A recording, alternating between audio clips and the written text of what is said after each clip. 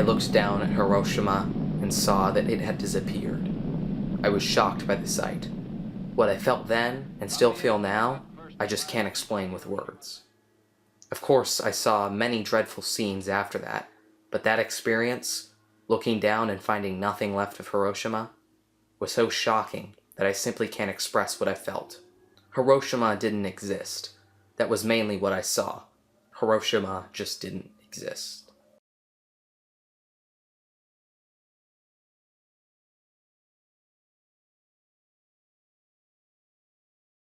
Nothing remained except a few buildings of reinforced concrete. For acres and acres, the city was like a desert, except for scattered piles of brick and roof tile. I had to revise my meaning of what the word destruction, or choose some other word to describe what I saw. Devastation may be a better word, but really, I know of no word or words to describe the view. Those who were close to the epicenter of the explosion were simply vaporized by the intensity of the heat.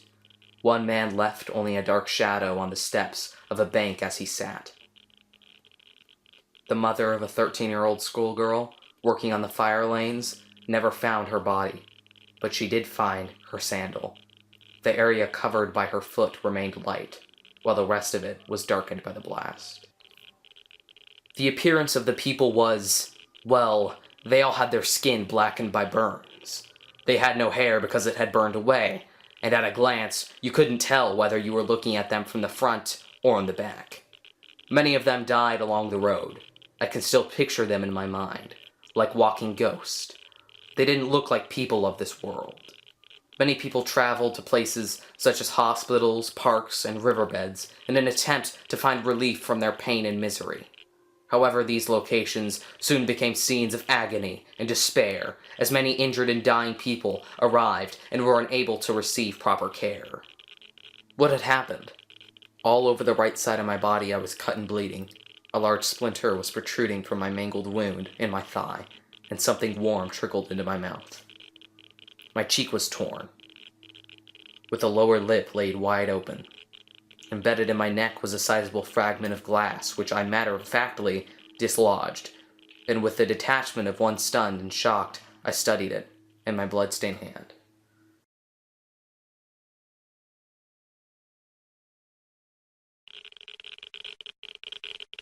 The feeling I had was that everyone was dead. The whole city was destroyed. I thought that this was the end of Hiroshima, of Japan, of humankind. This was God's judgment on man.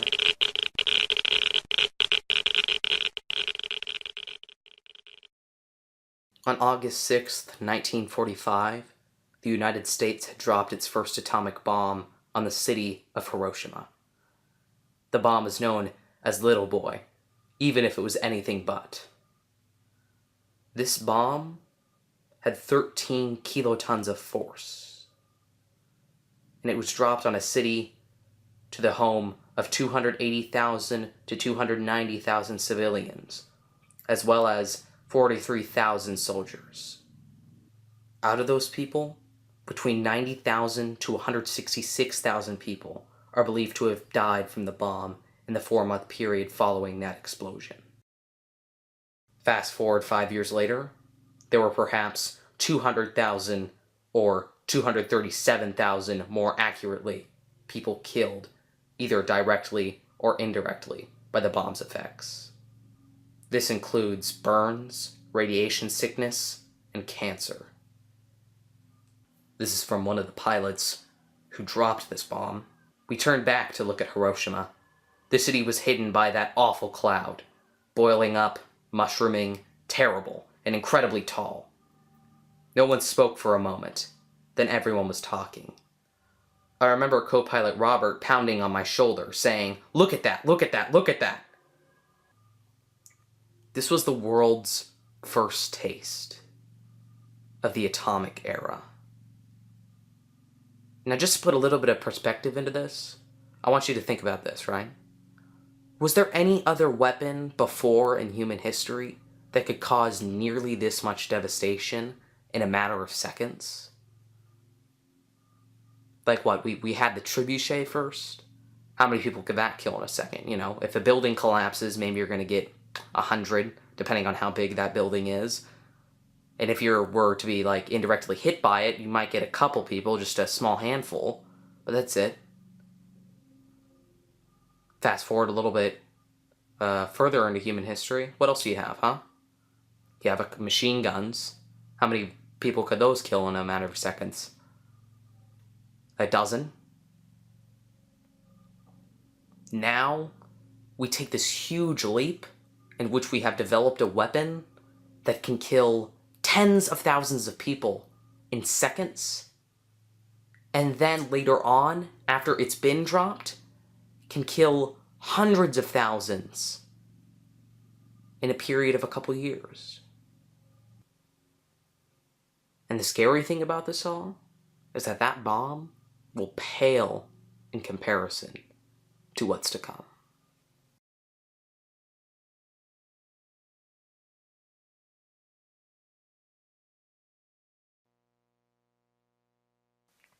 Now, before we can touch on the next bombing, I have to give a little bit of context. The decision to use the second atomic bomb was made on August 7th, 1945, on Guam. Its use is calculated to indicate that the United States had an endless supply of these weapons to use against Japan, and also kind of an indicator to the rest of the world, as it would become very important in the future, to let them know that they just had this supply of atomic bombs that they could use at any time that they wanted. Now here's the thing. The city of Nagasaki was not the primary target for the second atomic bomb. Instead, officials had selected the city of Kokura, where Japan had one of its largest munition plants. But what had happened is that the bomber that was carrying this weapon was starting to run low on fuel, so they went after their secondary target, Nagasaki. Now this is something interesting. Can you imagine being that pilot and having to decide or basically having to drop this bomb and end the lives of tens of thousands of people? And then think about that. You have this one target that you're going for, and then all of a sudden you have to redirect your target, and now you're going to be killing a different set of people. If that bomber had more fuel, a lot of different people could be dead right now. But because it ran low on fuel, they had to go end the lives of another group of people. Now, before I go into this might sound immoral to people, the use of atomic weapons. And I can assure you that no one wanted to. Of course, there were a few sick and crazy people, but currently at the time, President Truman, this was his last option. I know people will always argue, well, why didn't they sit down and talk it out some more? The thing is, they had. The Japanese would not surrender. And then Truman had to use these weapons. And here's the other thing. It wasn't just because the Japanese wouldn't surrender. It's because if the war had waged on, and we would have had so many other Americans dying as well as Japanese soldiers, and the parents, the loved ones of the people who died heard that there was a way to end the war in a shorter period of time with atomic weapons, President Truman would be criticized like hell for that.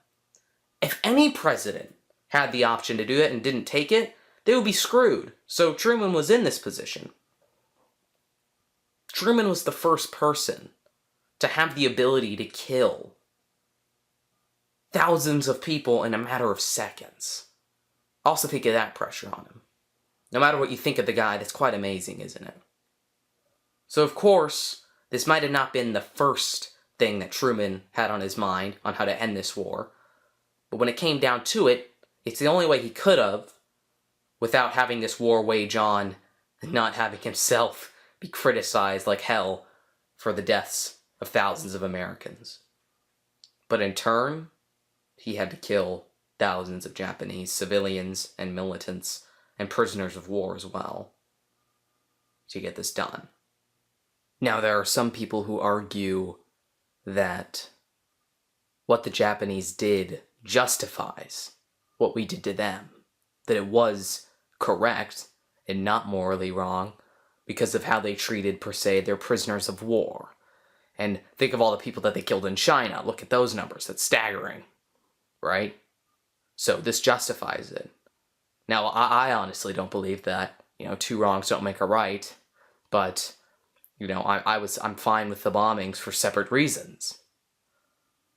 But I don't think that you can justify the killing of innocent people for the actions of those who aren't.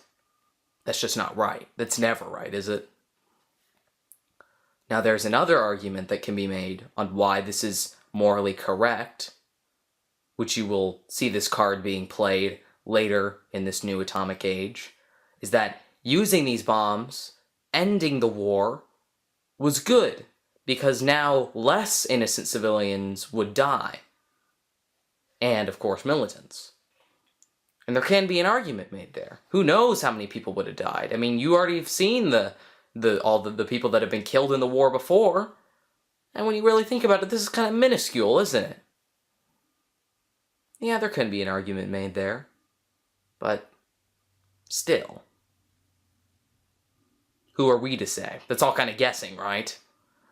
Who's to say that those many civilians could have been killed, right?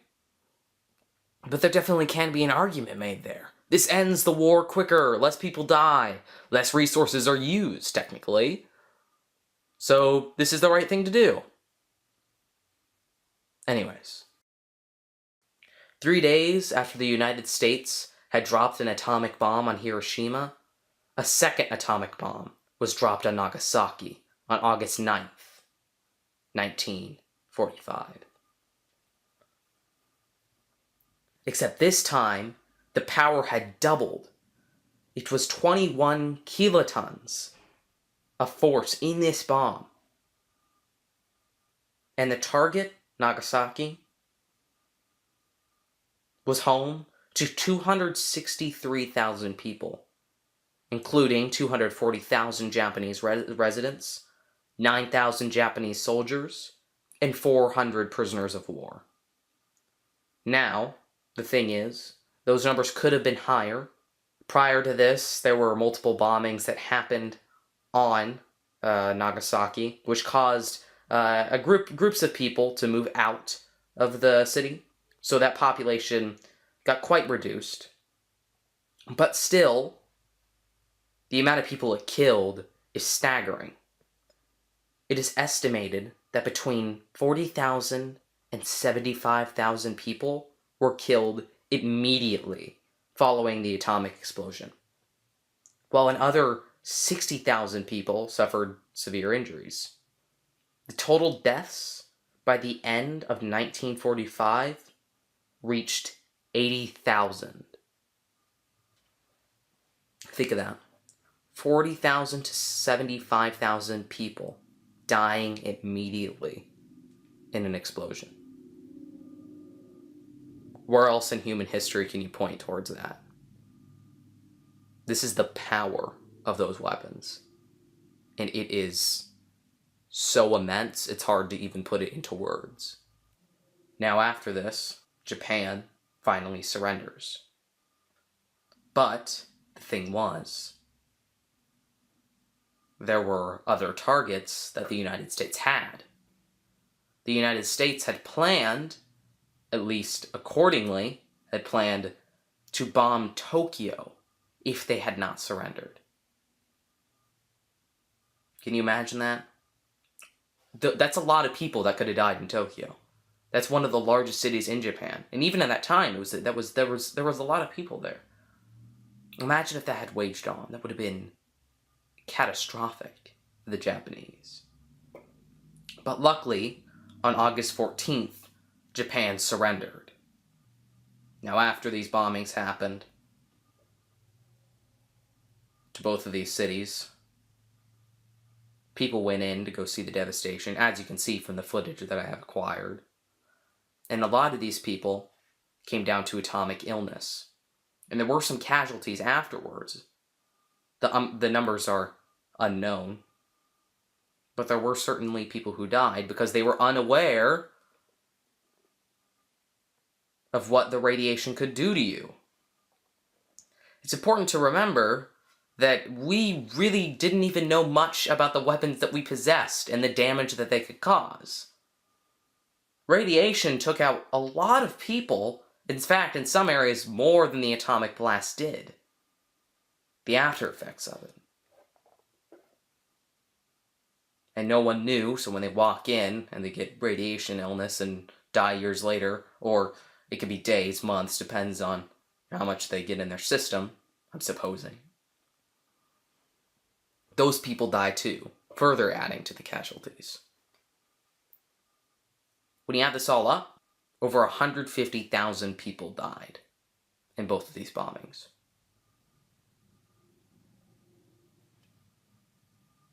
Japan has an incredibly hard time recovering. But after this, after World War II finally ends with the surrender of Japan, there's much more to come in this new atomic age. During the brief history-making ceremony, General MacArthur expresses a wish. Let us pray that peace be now restored to the world, and that God will preserve it always. These proceedings are closed. Swarms of United States aircraft fly in formation overhead as the ceremony ends. The final United Nations victory has been won. The war is over. Peace is here.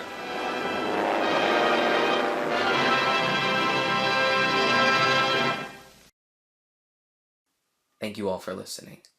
I'll see you next time.